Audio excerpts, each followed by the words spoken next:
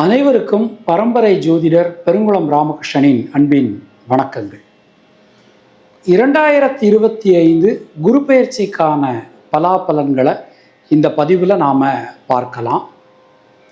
அஸ்பத் குருபியர் மகா, அஸ்பத் பரமகுருபியர் மகா, அஸ்பத் சர்வகுருபியர் மகா, ஸ்ரீமதே ராமானுஜாய நமகா, ஸ்ரீமத் வரவரமணி நமகா, ஸ்ரீ புருங்கமுனைய நமகா.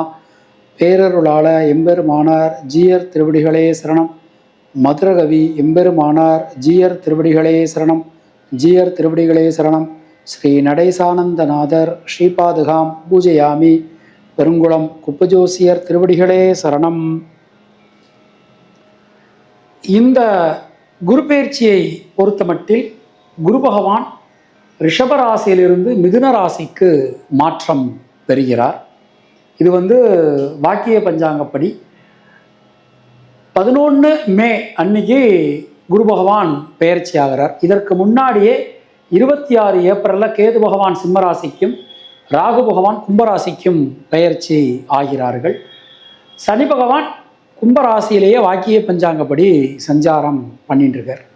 ஸோ குரு பகவானை பொறுத்த மட்டில் 8-10 அக்டோபர் 8ஆம் தேதி அன்னைக்கு அதிசாரமாக கர்க்கடக ராசிக்கு பெயர்ச்சி ஆகிறார். மறுபடியும் அடுத்த பிப்ரவரியில் அவர் மறுபடியும் மிதுன ராசிக்கு போயிட்டு அடுத்த சித்திரையில் நமக்கு பெர்மனண்ட்டாக கடகராசிக்கு மாறுறார்.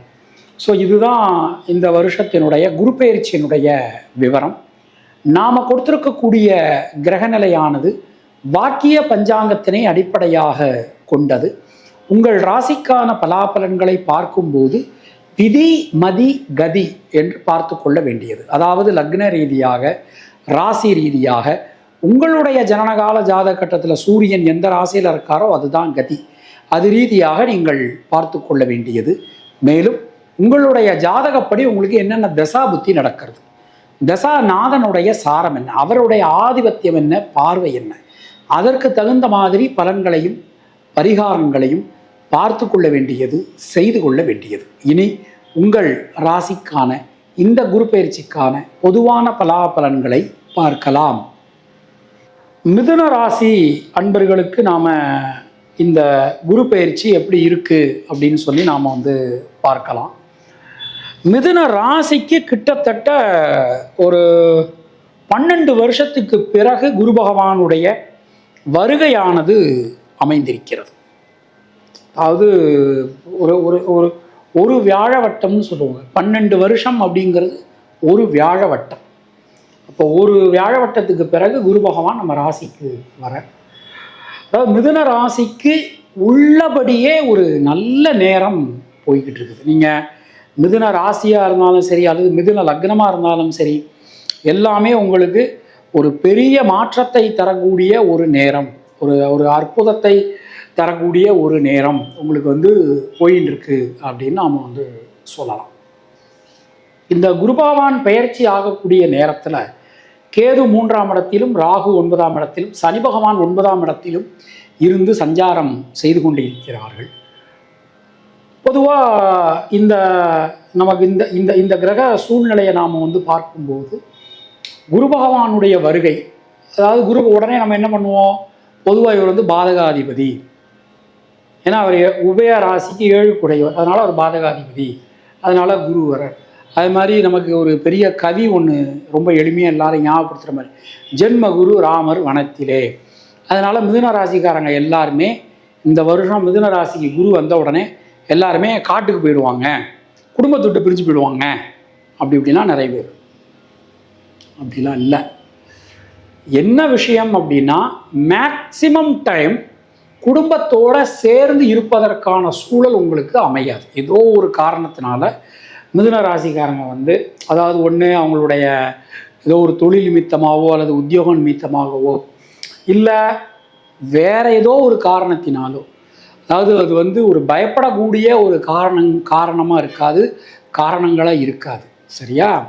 அதனால் நம்ம ஏதோ ஒரு காரணத்துக்காக வெளியூர் வெளிநாடு பிரயாணங்கள் உண்டாகலாம்.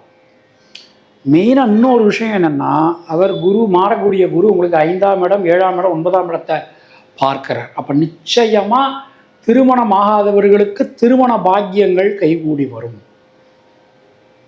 வாழ்க்கையில் எனக்கெல்லாம் திருமணம் நடக்குமா அப்படின்னு யோசனை பண்ணிட்டு இருந்தவங்களுக்கு ஒரு பொன்னான வாய்ப்பு, ஒரு பெரிய வாய்ப்பு காத்திருக்கு. கவலைப்படாதீங்க. நிறைய மங்கள காரியங்கள், முக்கியமாக கல்யாணமாகாத 80s கிட்ஸ் 90s கிட்ஸ் அவங்களுக்கு இந்த வருஷம் திருமணம் கண்டிப்பான முறையில் நடைபெறும். இன்னொன்று, மறுமணம் ரீமேரேஜுக்காக வெயிட் பண்ணிட்டு இருந்தவங்களுக்கு ஒரு நல்ல செய்தி காத்திருக்கிறது. பொதுவாக இந்த 7-10 கூடையவர் ராசிக்கு வரும்போது கண்டிப்பாக நண்பர்கள், உறவினர்கள், குடும்பத்தினர் இவங்க மூலமாக நமக்கு ஒரு பெரிய அனுகூலங்கள் கண்டிப்பான முறையில் கிடைக்குங்க. அதில் எந்த சந்தேகமும் வேண்டாம். பொருளாதாரத்தில் வளர்ச்சி, குடும்பத்தில் முன்னேற்றம் கிடைக்கும். கொஞ்சம் சகோதர சகோதரிகள்கிட்ட பேசும்போது கொஞ்சம் நீக்கு போக்கா விட்டு கொடுத்து போகிறது உங்களுக்கு நல்லது. தேவையில்லாத கான்ட்ராவர்சிஸை வளர்த்துக்க வேண்டாம். மிதுன ராசிக்காரங்க எப்போவுமே கொஞ்சம் விட்டு கொடுத்து போகிறதுல கொஞ்சம் சரியானவன். அவன் அப்போ நீக்கு போக்கா விட்டு கொடுத்து போகிறது உங்களுக்கு ரொம்ப ரொம்ப நல்லது. உங்கள் மூலமாக உங்கள் குடும்பத்தாருக்கு நடக்க வேண்டிய காரியங்கள் எல்லாமே நல்லபடியாக நடக்கும். வீடு மண் மனை சார்ந்த யோகங்கள். நாமெல்லாம் வீடு வாங்குவோமா, என் பேரெல்லாம் ஒரு அடி நிலம் இருக்குமா அப்படின்னு சொல்லி எதிர்பார்த்து காத்திருந்தவாளுக்கு ஒரு நல்ல செய்தி இந்த குரு பயிற்சியில் காத்திருக்கு. தைரியமாக இருங்க. அது மாதிரி தாயாரினுடைய உடல் ஆரோக்கியத்தில் நல்ல ஒரு முன்னேற்றம், நல்ல ஒரு வளர்ச்சி எல்லாமே இந்த குரு பயிற்சியில் நமக்கு கிடைக்கும்.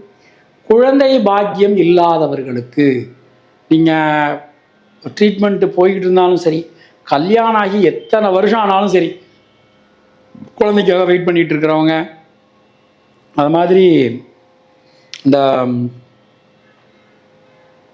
ரொம்ப நாளாக ஒரு ஒரு ஒரு ஏற்கனவே ஒரு குழந்தை இருக்குது, இன்னொரு குழந்தை வரணும் அப்படின்னு எதிர்பார்த்து காத்திருக்கிறவங்க, அவங்க எல்லாருக்குமே இந்த வருஷம் ஒரு அதிர்ஷ்டம், யோகம் காத்திருக்கிறது. குரு பகவான் ராசிக்கு 5ஆம் இடத்தையும் பார்க்குறார், 9ஆம் இடத்தையும் பார்க்குறார். பெரிய பாக்கியம், கண்டிப்பான முறையில் குழந்தை பாக்கியம் உண்டு. அதில் எந்த சந்தேகமும் வேண்டாம். இந்த 9ஆம் இடத்துல சனி ராகு இருக்கிறதுனால நீங்கள் மிதுன ராசியாகவோ அல்லது மிதுன லக்னமாகவோ இருக்கக்கூடிய ஆட்களாக இருந்தீங்கன்னா உங்களுடைய தந்தையாரினுடைய உடல் ஆரோக்கியத்தில் ரொம்ப கவனமாக இருக்கணும். ரொம்ப கவனமாக இருக்கணும்.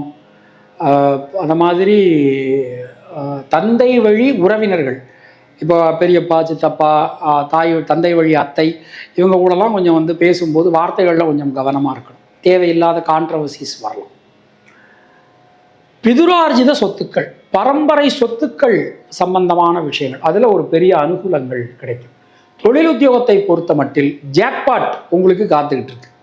ஸோ இந்த வருஷத்தை எடுத்துனோம்னா ஒரு பெரிய ஜாக்பாட் நமக்கு காத்துக்கிட்டு இருக்கு. ஏற்கனவே பார்த்துக்கிட்டு இருந்த தொழிலோடு சேர்ந்து புதிய தொழில் உங்களுக்கு கண்டிப்பான முறையில் கிடைக்கும். புதிய உத்தியோகம் சம்பந்தமான முயற்சிகள் கிடைக்க பெறுவீர்கள்.